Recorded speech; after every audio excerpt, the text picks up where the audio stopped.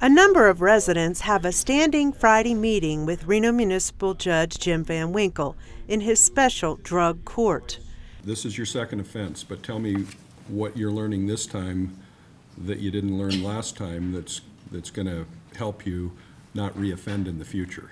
I'm learning how to get other hobbies besides just drinking and filling up my time more in a better way. Van Winkle says he started the court 10 years ago after finding out that DUI offenders would do some of the things that they were ordered to do, like attend counseling sessions or Alcoholics Anonymous meetings, but they kept on drinking. Now he follows the penalty prescribed by statute and adds what the court thinks is necessary. If we send someone who has a second offense, DUI, to an evaluator, and they interview them and conduct the tests that they conduct, they generally say that they need 6 months of counseling, or they need a year of counseling, or they need inpatient counseling, or something like that. Things like scram unit, which is the ankle bracelet that some people wear.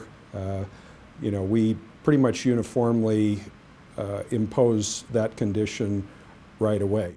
On this day, there was progress. Okay, well, you're doing a great job, and like I say, your counselor, Gary Rubenstein, thinks that you're absolutely spectacular. And setbacks. Your uncle's funeral or your uncle's wake, you have to have other means of dealing with that other than drinking Boilermakers.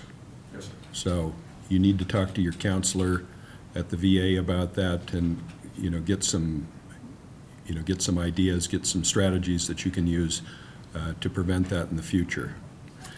But I'm going to order that you do 16 hours of community service. There are 39 second DUI offenders who are wearing a scram bracelet. It's a device that monitors an individual's alcohol consumption 24/7. Offender Monitoring Program Vice President Michael Straw works with Reno Municipal Court. Every 30 minutes, the scram bracelet samples your pores for alcohol. And once it starts reading alcohol, then it steps it up to every 15 minutes. So we get a perfect drinking event stored in the bracelet. It shows how much alcohol they've consumed, how long it was in their system for, how long it took for it to burn off. And so it's not like there's maybe another product out that will just say, hey, we found alcohol. This says this is how much alcohol is in this person's body. The bracelet costs the user $10 a day to wear. Participants with a phone have a modem at home that constantly updates information to a computer here. Others come here to connect to the system. In the case of the gentleman who admitted to the judge that he went off the wagon with Boilermakers, his drinking was obvious. It shows when he started drinking, and I can show you, we have a graph that we look at. Okay, so it shows that at 6:56 p.m. he started drinking at 6:26 is when the alcohol hit his system, and then it built. See how this is the TAC level, or the transdermal alcohol level, and it goes up and up and up and up and up. Okay, so he got pretty drunk. He got all the way up to a point 229, and that was at 3:07 in the morning. And then the alcohol started coming out of his body. Van Winkle says the drug court program is pretty successful.